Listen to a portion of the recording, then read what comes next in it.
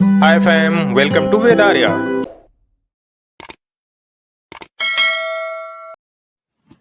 Hello friends. इस video में मैं जावा आर्किटेक्चर समझेंगे। जेडीके जेआरई और जेवीएम क्या होते हैं, इनका रोल क्या है और जावा प्रोग्राम एक्चुअली रन कैसे होता है।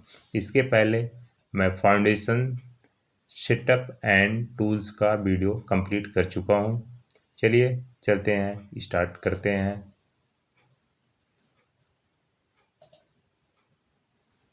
सबसे पहले हम बात करते हैं यहाँ पे बिग फीचर फ्लो में। सबसे पहले हम इसमें डॉट जावा फाइल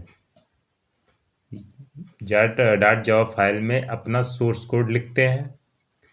फिर जवाक यानी इसमें सोर्स कोड हो गया। फिर क्या होता है, फिर कंपाइलर यानी फिर जवाक कंपाइलर से कोड को बाइट कोड में हम क्या करता है, ये इसका फ्लो क्या करता है, कन्वर्ट करता है।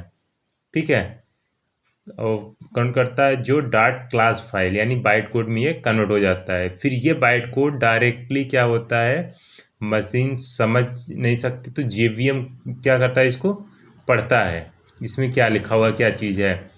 फिर ये जेवीएम से बाइट कोड को ओएस ऑपरेटिंग जो अकॉर्डिंग मशीन कोड में जो कन्वर्टर होते हैं करके रन कर देता है। यानी जेवीएम से बाइट कोड को ओएस यानी ऑपरेटिंग सिस्टम के अकॉर्डिंग मशीन कोड में कन्वर्ट करके रन कर देता है। इसी वजह से Java write once run anywhere language कहलाता है।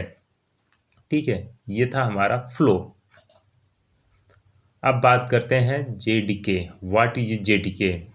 जेडीके का फुल फॉर्म है जावा डेवलपमेंट किट। ये डेवलपर्स के लिए कंप्लीटली टूल बॉक्स है।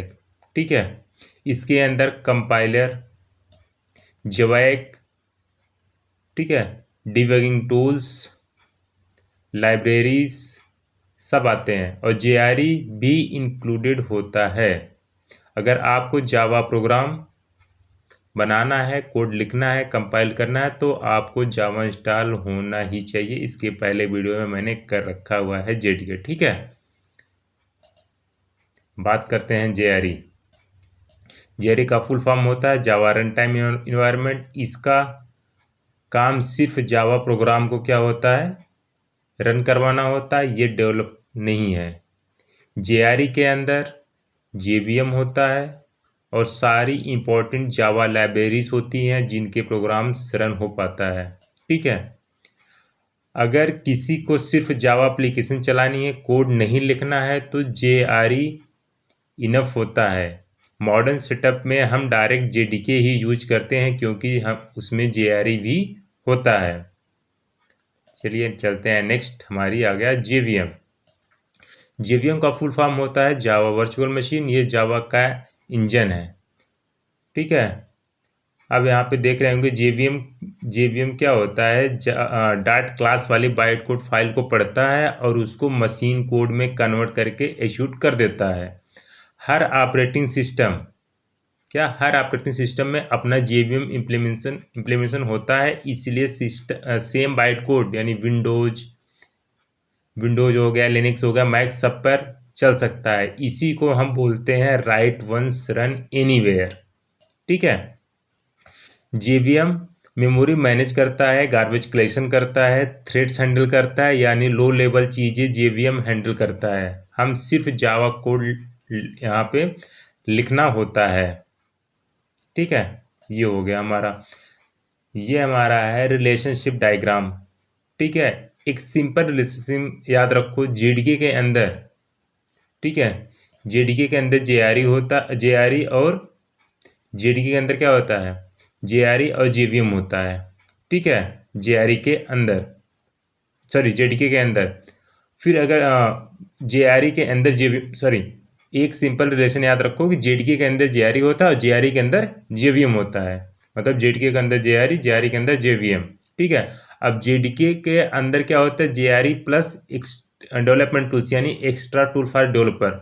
फिर जेआरई के अंदर क्या होता है, जेवीएम प्लस लाइब्रेरीज। और जेवीएम वो लेयर है जहाँ पे बाइट कोड को रन करवाते हैं। अगर आपने ये रिलेशन याद रखा तो काफ़ी कंफ्यूजिंग नहीं होगी। ठीक है, यही होता है जेडीके, जेआरई और जेवीएम में। क्यों क्रिसप, रिकैप करते हैं कि हम जावा कोड लिखते हैं, जैसे जेडीके का कंपाइल यूज करके उसको बाइट कोड में कन्वर्ट करते हैं, ठीक है। नहीं, राइट कोड को हम कंपाइल विद जेडीके, ये कोड बाइट कोड जेवीएम को रन करता है, जेआरई के अंदर होता है, ठीक है। किसके अंदर होता है? जेआरई के अंदर होता है। जेडीके सबसे बड़ा पैकेज है, उसके अंदर जेआरई और जेआरई के अंदर जेवीएम। बस इन फीचर्स को क्लियर रखोगे तो जावा आर्किटेक्चर हमेशा याद रहेगा कि इसके अंदर क्या होता है। इन जेडीके के अंदर जेआरई और जेआरई के अंदर जेवीएम। ये हमारा हो गया finish. Thank you so much. मिलते हैं नेक्स्ट वीडियो में।